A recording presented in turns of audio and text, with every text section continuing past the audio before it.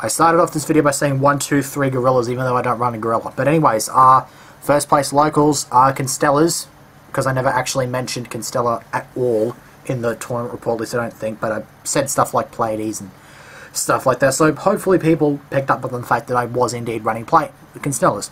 So anyways, Lukemon's still here with me to, I don't know, hear my success, so we'll just get started with the deck list right now. So, start off with the triple cows, kind of standard stuff.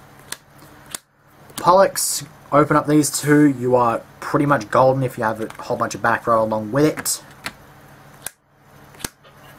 Algierde can sit in the place of Pollux. The only difference is this thing can be bottomless, plus it's special, so max seat pressure can be put onto you with this.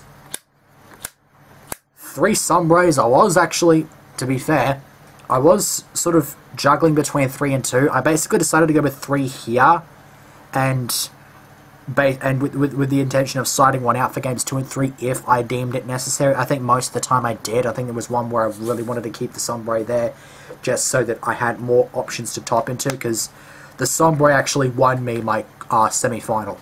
I just topped into it and I just won. I just went bam.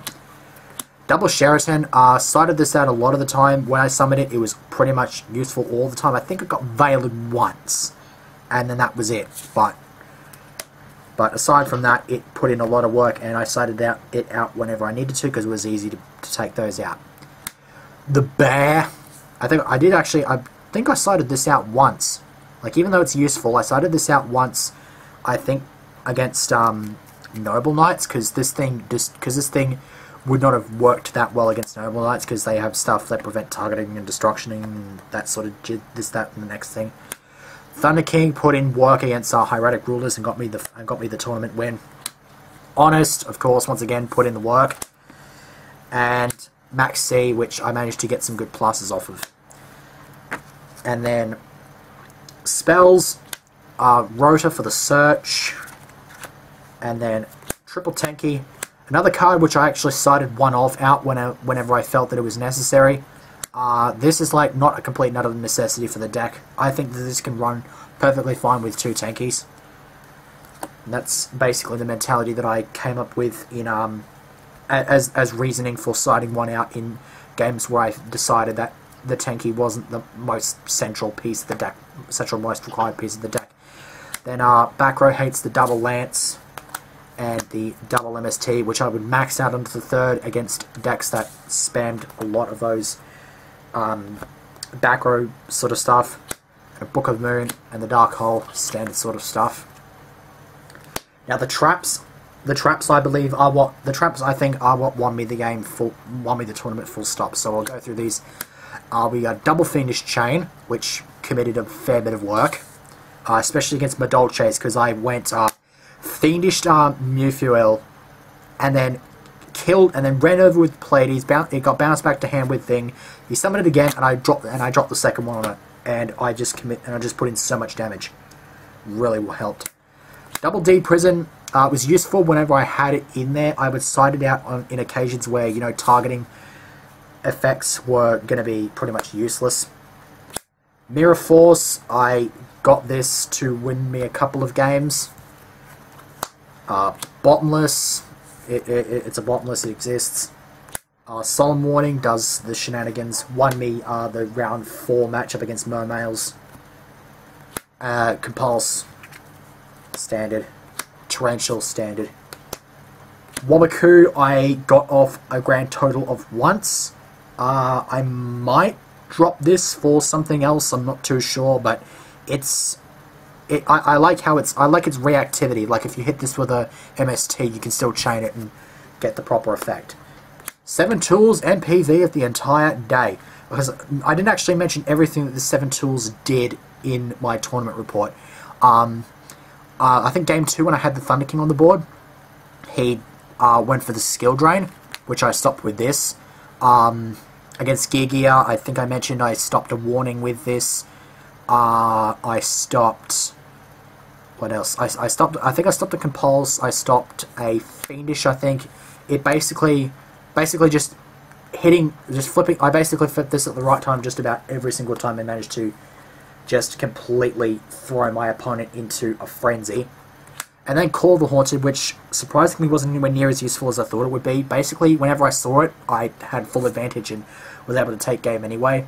But theoretically, if I had Thunder King in Grave, I could just flip this when they're activating like a search effect, and then I could just, this would resolve first, give me my Thunder King, and then they would not search. And of course, I can bring Sombre back with this, which I would have done had my opponent gotten rid of my Sombre from my hand with a lead effect, which he didn't use. He went straight into Gaius and tried running me over, and I hit with Honest. So, and I was actually considering using this to bounce Honest, to get Honest and then bounce it back to hand and then bounce this back to hand, but I didn't really like that there was no element of surprise there. I wanted to have the elements of surprise, so it's just, yeah. Extra deck, Double Omega, one of the better cards I saw throughout the day. Praesepe, his services weren't needed, but, you know, he's a thing, he exists. Dynamo, I got this once and ran into a Mirror Force and then used Omega to protect all my other monsters, so this was the only one that died. So I essentially went basically 1 for 1. Solar Arc, I managed to suck up a title with this round 3, round 3. I also sucked this up, used this to suck up an Ignoble Knight of the Ignoble Knight Synchro, and then this itself got sucked up by my opponent's Arc, which then proceeded to get D-Prisons. So it was, I found it to be kind of hilarious. My Stroke, didn't see him. Cowboy, I did see him in round 1 because he had Atrophic Control on the board. It's a continuous spell. It prevents me from attacking if I have 3 or more monsters on the board. So I basically just worked around that. He had, I think, 1350, so I just went for Cowboy and burned him twice in as many turns for game. Abyss Dweller, never saw him. Never actually really thought about him. I'm not... yeah. I could have easily gone into him in some situations, but, you know... Like, I had better options for each situation anyway. Fives, double Pleiades, MVP of the extra deck easily. Tyrus, got this out once and it got warninged, but the outcome didn't change at all. Volcasaurus, I summoned this once and Skill Drain was played immediately. I don't even know why he didn't on the summon, but I went for Gaia Dragon just so I could try to maintain board presence, but, you know, Dragon rules under the Skill Drain is a thing. Shark Fortress, never saw him because I never really got the OTK sort of play thing off. Ptolemy, saw him quite a lot, and Gaia Dragon, I think I saw him just a grand total. I think I saw him twice. This actually won me the game because I went Pleiades. Final move of the game, final move of the tournament, I went Pleiades, bounced his Labradorite, then overlaid into Gaia Dragon, ran over his other set monster, which was an Electric Virus, and that did the game for me. And my voice is starting to suck.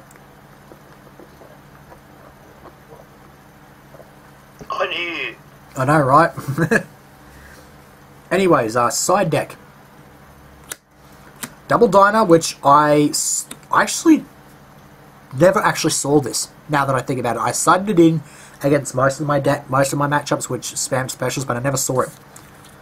Which kind of surprised me now that I think about it. Second Max C, I mean, you can't really gauge how useful Max Cs are if you main one, side one, so... I mean, I like it there just so that you have a better chance of topping into a Max C. Diddy Crow, I reckon this was as I said in the local report, I reckon this was the card that clinched the Madolche matchup for me to prevent Tiara from going off. Third MST sided it in against the back row spam decks. System Down sided it in against Gear Gears, never saw it, but I didn't need it.